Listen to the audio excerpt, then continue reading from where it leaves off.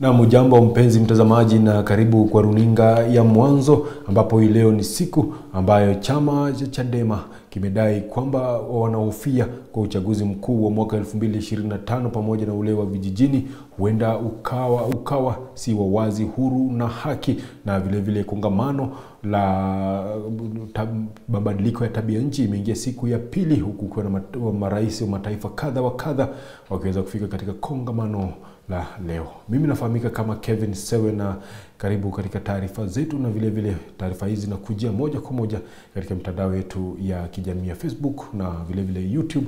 Na tunaanza moja kwa moja na ni kwa makamu mwenyekiti wa Chadema Tundu Lissu. Sasa anasema anahofia uchaguzi wa vijiji na ule wa uchaguzi mkuu wa mwaka 2025 hautakuwa wa wazi, huru na wa haki.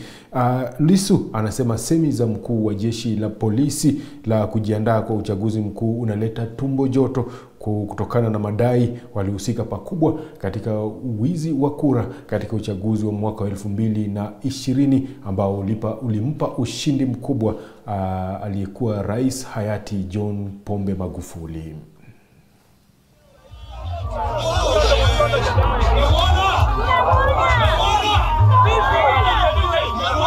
Mbowe na Lissu kwa siku ya tatu mfululizo wameendeleza kampeni ya chama hicho mkoani Mara.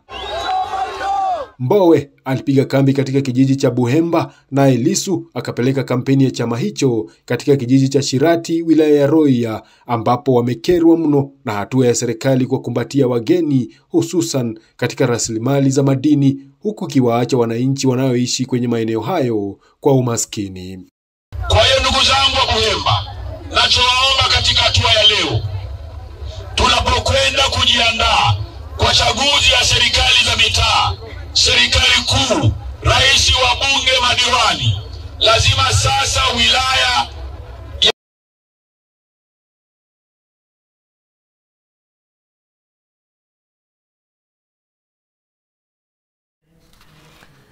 Haya, tukisonga mbele ni kuwa licha ya kinara wa Azimio Raila Amolo Odinga kuapa kuwa hawezi msalimia kwa kupitia mikono yake naibu wa rais Rigathi Gachagua, hii leo wawili hao wamesalimiana kwa furaha na wakati wa kongamano la Hewa ama kupinga Mabadiliko ya Tabianchi katika ukumbi wa KICC jijini Nairobi. Gachagua pia hapo awali alikuwa ameapa kwamba hawezi msalimia Raila Amolo Odinga.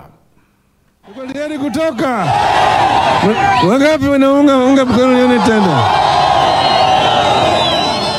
Odinga akiwa katika ziara ya kampeni maeneo ya Kajiado wiki mbili zilizopita aliapa kuwa hawezi salimiana na naibu wa rais wa Kenya Rigathi Gachagua kutumia mkono wake kwa madai kuwa mkono wa Gachagua umejaa damu ya Wakenya waliofariki katika maandamano mwezi Juni na Julai.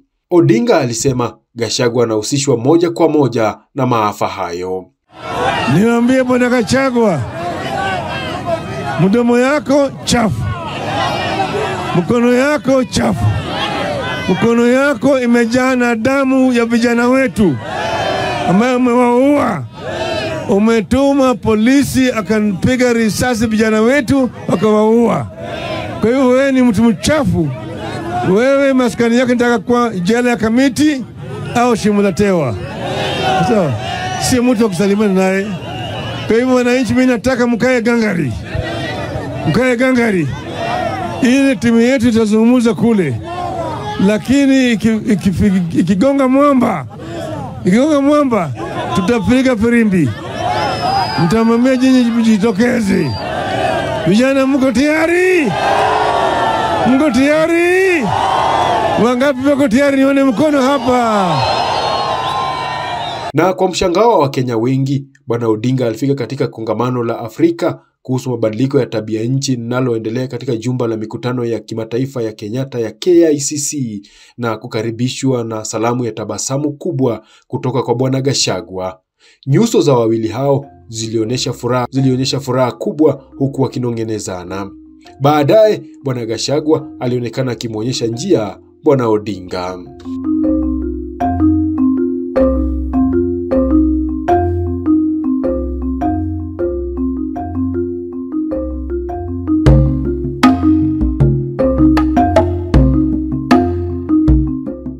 Hata hivyo, miezi kadhaa iliyopita, Bwana Gachagua vilevile aliapa katu kutomsalimia Bwana Odinga.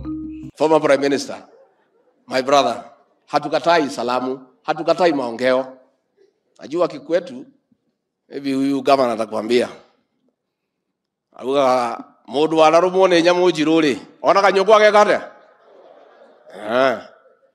What we say, somebody who has been bitten by a black snake, even when you see a black pot, you run away. And it's good I tell you today, because you are here and you have raised the matter. We fear you. The reason, ulikuja unakapata na mtoto wetu Uhuru Kenyatta alikuwa mtu mzuri. Alitupenda. Alitufanyia kazi. Mliposhikana na yeye akageuka. Akija kwako alikuwa anacheka. Akija hapa ako na makasiriko. Tukakuwa na wasiwasi.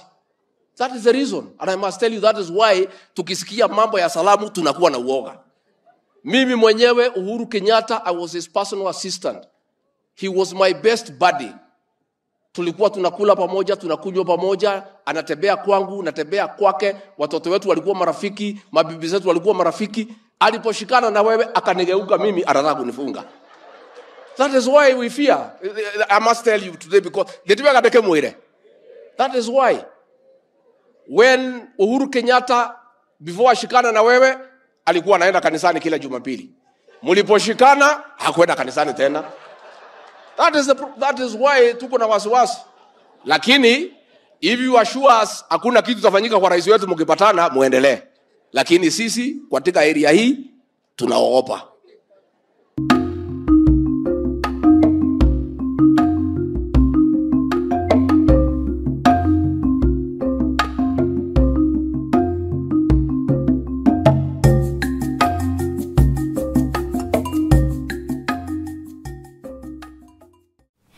Haya, tukisonga mbele ni kwa sauti ya Watanzania wameipa serikali siku 30 za kuhakikisha wanaufuta mkataba wa bandari na kampuni ya DP World ya Dubai kwa sababu hauna maslahi kwa taifa hilo.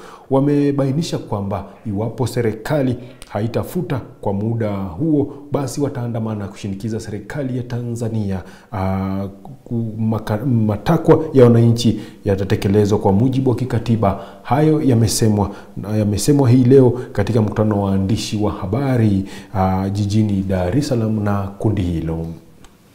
Unawaleta kwangu wanitishe. Mimi polisi akinitisha na cheka. Na ndio maana wakati Wambura anazungumza uhaini, nilikuwa nimekaa nyumbani kwangu nimeweka miguu juu ya meza na kunywa chatu kuna tabasamu. Nishapita hiyo level ya kutishiwa na polisi. Namwambia huyu anayemtuma Wambura kwamba aje hadharani ajibu hoja zetu.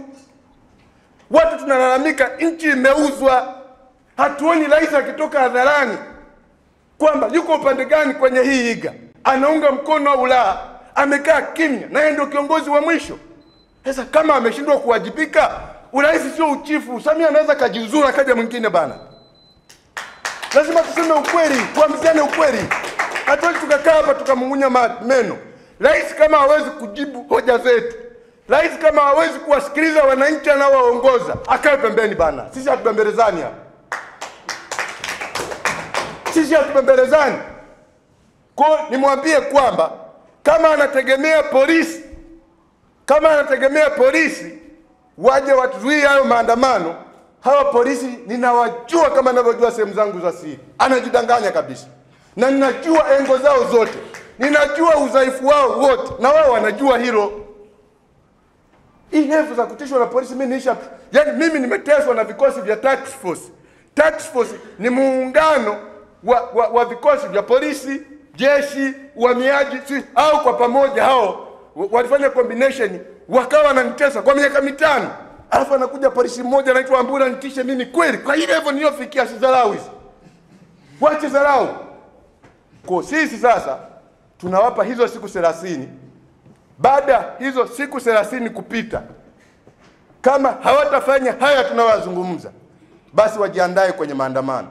Na wasijidanganye kwamba maandamano hayatafanyika. Wasubiri hizo siku 30 ziishi au wavimbe kiburi waone. Kama kigezo cha kupata uhuru, kigezo cha kupanga kuongoza nchi yako vizuri ni watu kujua katiba, uhuru ungetolewa? Natambua kulikuwa na mangi moja alienda UN akasema Tanzania bado.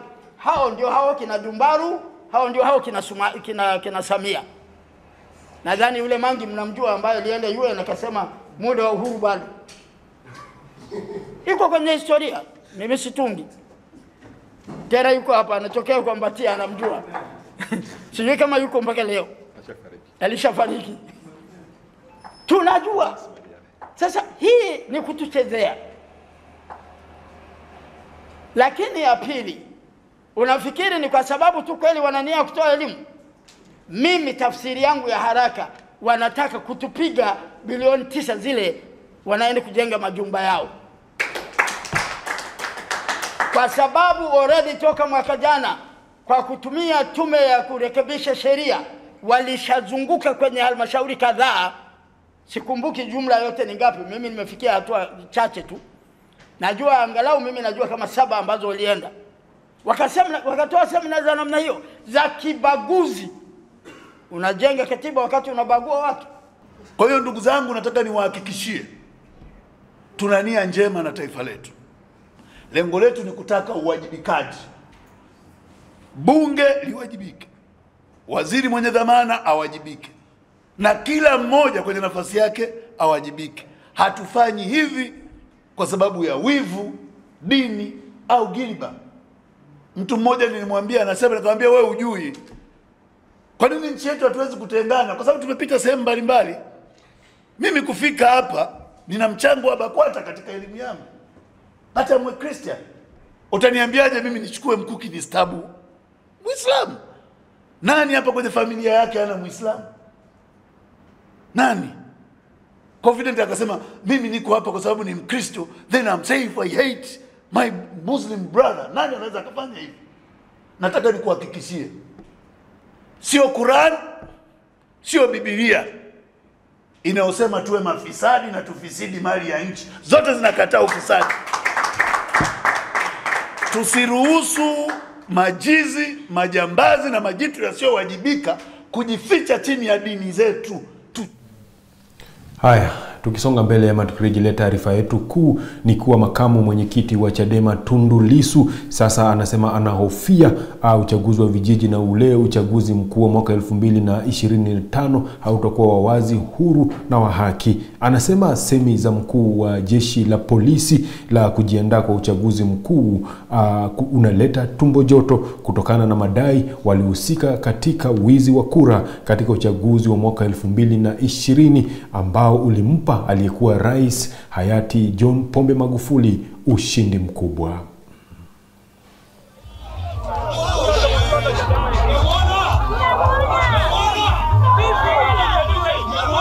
Mbowe na Lissu kwa siku ya 3 mfululizo wameendeleza kampeni ya chama hicho mkoani Mara. Mbowe alipiga kambi katika kijiji cha Buhemba, naye Lissu akapeleka kampeni ya chama hicho katika kijiji cha Shirati, wilaya ya Roya, ambapo wamekerwa mno na hatua ya serikali kwa kumbatia wageni hususan katika rasilimali za madini, huku kiwaacha wananchi wanaoishi kwenye maeneo hayo kwa umaskini. Kwa hiyo ndugu zangu wa Buhemba, nachowaomba katika hatua ya leo, tunapokwenda kujiandaa kwa chaguzi ya serikali za mitaa, serikali kuu, rais wa bunge, madiwani, lazima sasa wilaya ya ama jimbo la Butiama likabadilike. Miaka yote Butiama imekuwa ni jimbo linaongozwa na Chama cha Mapinduzi. Badilikeni mfanane na watu wa Tarime. Watu wa Tarime wameshajua kuchagua maana ya kuchagua mageuzi. Badilikeni watu wa Buhemba, mfanane na watu wa Musoma, wanajua maana ya kuchagua vyama vya upinzani. Badilikeni mfanane na watu wa Serengeti, wanajua maana ya kuchagua vyama vya upinzani. Hakika Butiama kuna wanaume na wanawake wajanja. Watu wote wa Migodini ni watu wajanja. Mgodini hamna mtu fala, wana uongo jamani. Nikiangalia sura hizi za mageuzi, watu wa Buhemba peke yake mkiamua kwamba Butiama inakwenda Chadema, mna uwezo wa kubadilisha kibao. Uongo kweli? Walibebeshwa kura za wizi kwenye vibegi, wamebeba mgongoni, kwa sababu sheria inawaruhusu kuingia kwenye vituo, waliingiza kura feki katika vituo kila mahali nchi hii. Polisi, jeshi la polisi lilishiriki kubaka uchaguzi. Mnanielewa? Jeshi la polisi lilishiriki katika kubaka demokrasia. Tuko hapa tulipo partly kwa sababu ya ubakaji wa uchaguzi uliosaidiwa na jeshi la polisi. Kwa hiyo mkuu wa jeshi la polisi anapotoa taarifa kwamba wanajiandaa na uchaguzi, tuna haki ya kuanza kufikiria, tuna haki ya kuwa na wasiwasi kwamba wanajiandaa kwa ubakaji wa uchaguzi kwa mara nyingine tena. Mnachagua wabunge wa Kenya, mnachagua mbunge wa Tanzania. Mnachagua rais wa Kenya, mnachagua rais wa Tanzania. Sasa kama nyinyi, naona mpaka wenzetu wa ODM wako hapa.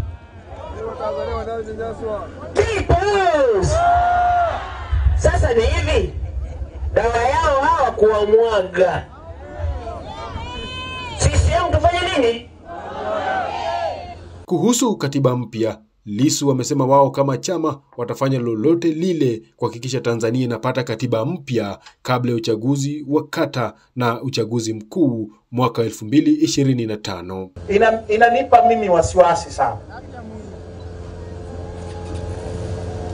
Inahitaji itupe wote wasiwasi.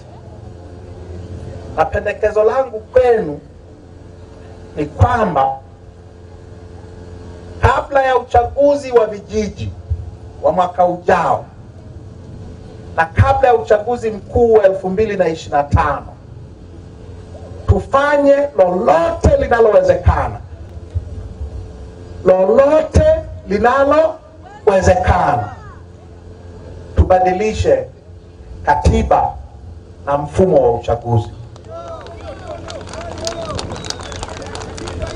Aidha, viongozi hawa wamewataka wananchi kujisajili kwenye chama hicho ili kuipa nguvu na matumaini ya kuunda serikali ya awamu ya 7.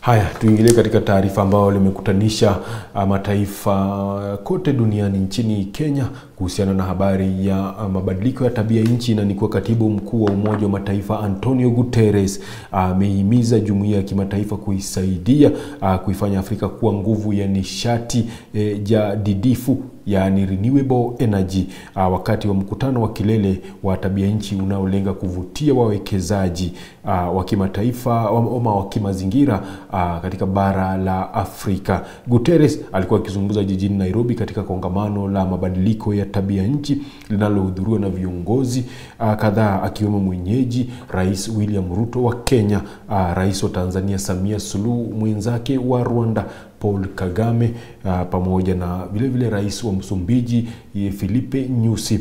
Hata hivyo, Rais wa Uganda Yoweri Museveni hadi kufikia sasa hajahudhuria kongamano hilo.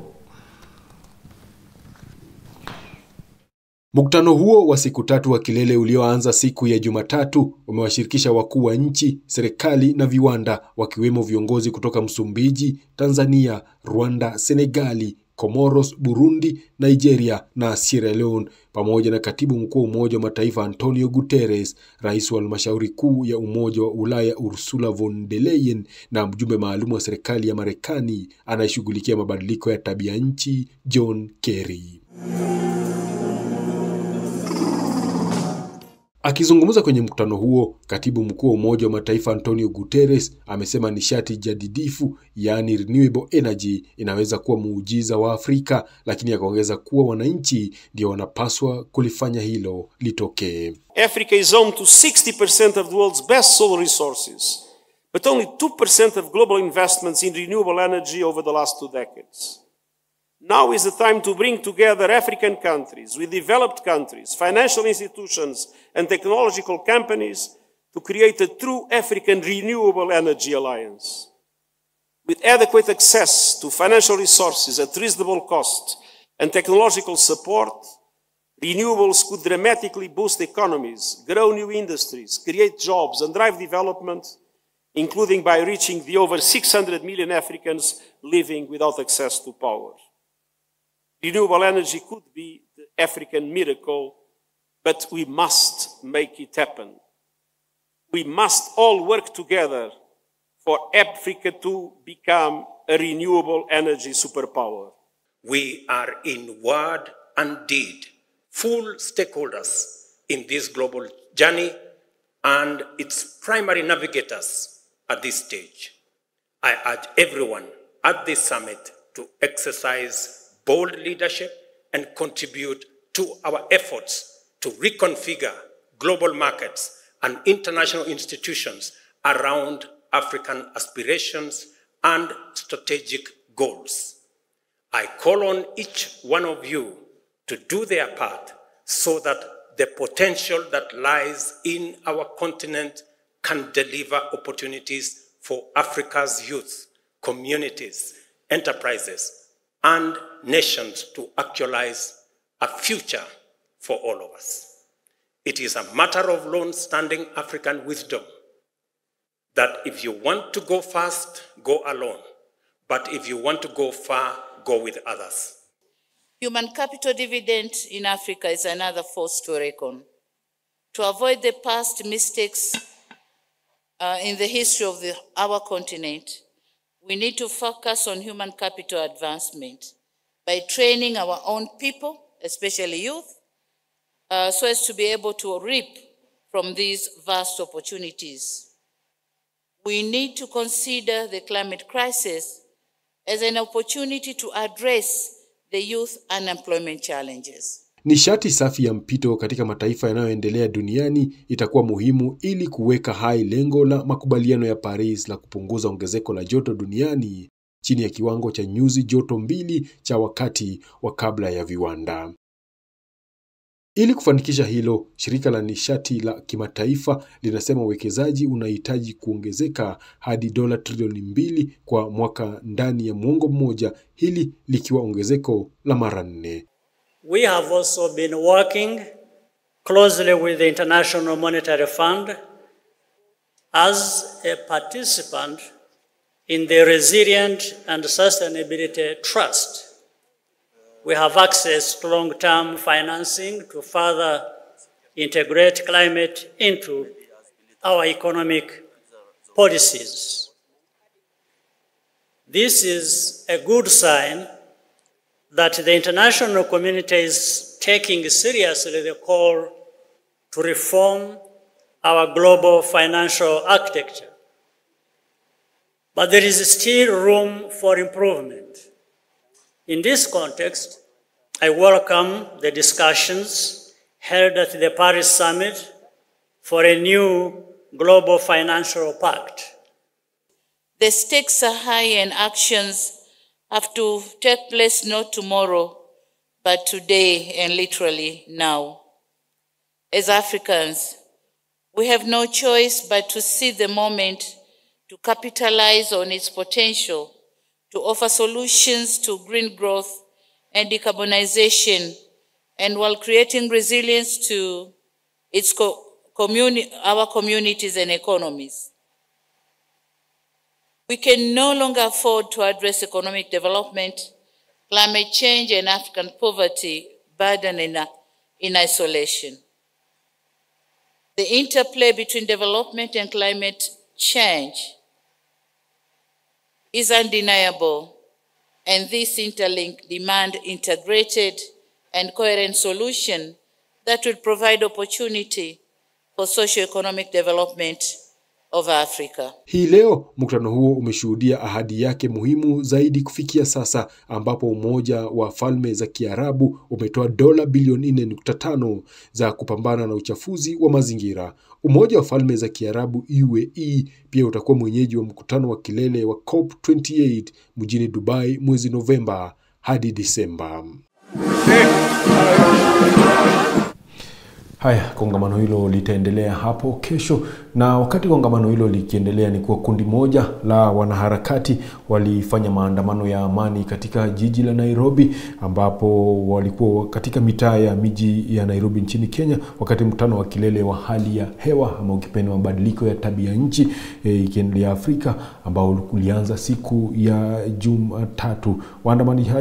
Waandamanaji hao wakiongozwa na bendi walifanya maandamano karibu na mkutano huo dhidi ya kile walichokitaja ni kuwa ukoloni mamboleo katika masuala ya kuangazia mabadiliko ya tabia nchi. Mwanahabari wetu Joan Wafula na taarifa hiyo kwa undani. Mamia ya watu walijiunga na maandamano kuhusu hali ya hewa katika mitaa ya mji mkuu wa Kenya wakati mkutano wa kilele wa hali ya hewa wa Afrika ulipoanza mjini Nairobi siku ya Jumatatu. Waandamanaji wakiongozwa na bendi walifanya maandamano karibu na mkutano huo dhidi ya kile walichokiita ajenda iliyoathiriwa sana na kuzingatia maslahi ya mataifa matajiri.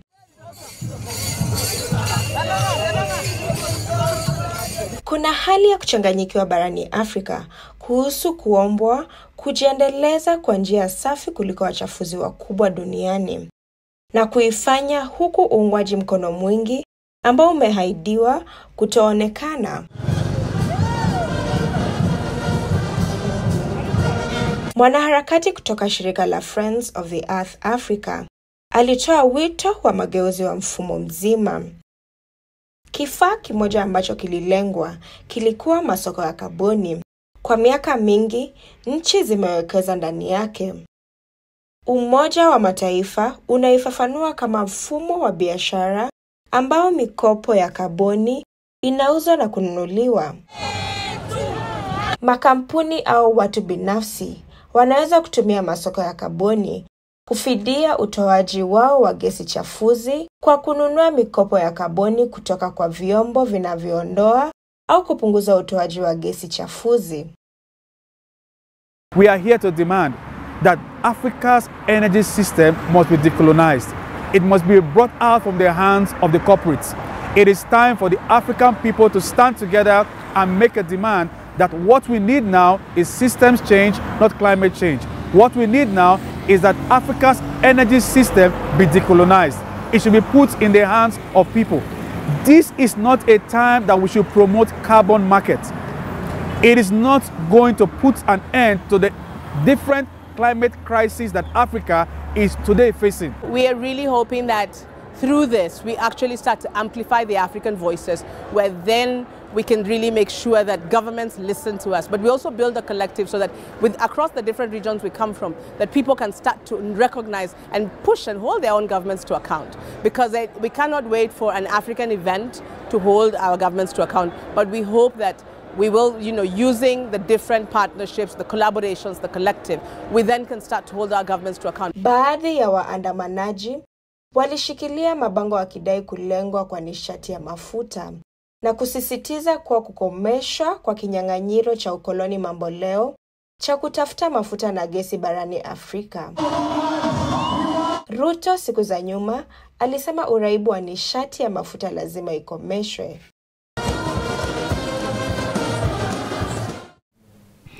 Haya, na katika habari za michezo ni kuwa kocha mkuu wa timu ya taifa ya Harambee Stars ya Kenya, Injin Firat, amekitaja kikosi cha wachezaji 23 watakaokuwa wakisafiri kuelekea Qatar katika michuano ya kirafiki dhidi ya timu ya taifa ya Qatar siku ya Alhamisi tarehe 7. Baadhi ya wachezaji ambao wametajwa katika kikosi cha mwisho cha Harambee Stars ni mlinda lango Patrick Matasi, mlinzi Joseph Okumu, Collins Sichenje, Brian Mandela anayecheza soka ya kulipwa na klabu ya Mamelodi Sundowns ya Afrika Kusini, na muona vile Richard Odada na Michael Olunga. Harambee Stars itakuwa inacheza mechi ya kirafiki dhidi ya Qatar siku ya tarehe 7 Alhamisi, kisha mechi ya kirafiki ya pili dhidi ya Sudan Kusini jijini Nairobi siku ya Jumatano wiki ijayo tarehe 12. Kufikia hapo sina la ziada. Mimi nafahamika kama Kevin Sewe, na kwa mengi zaidi unazofuatilia taarifa hizi katika mitandao ya kijamii Mwanzo TV. Kwaheri kwa sasa.